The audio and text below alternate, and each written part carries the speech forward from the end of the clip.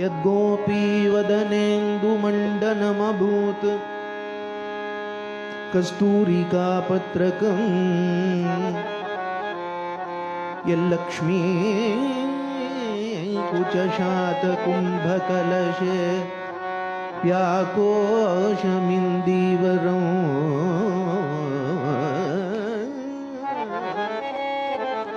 यन्निर्वाणविधानसाधनविधौ सिद्धाञ्जनं योगिनां तन्नश्यामलमाविरस्तु हृदये कृष्णाभिधानं महः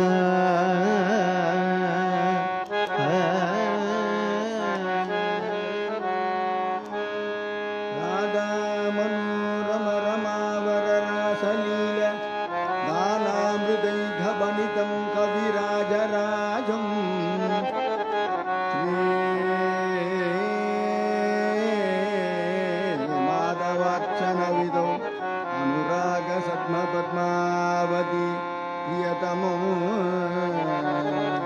प्रणतोऽस्मि नित्यम्। श्रीगोपालविलासिनी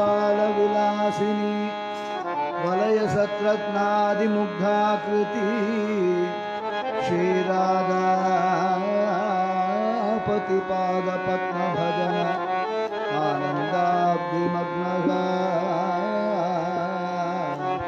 अनिशं लोके सत्कविराजराज इति यः ख्यातोदयम्बोनिधिः तं वन्दे जयदेव सद्गुरुवरं पद्मावती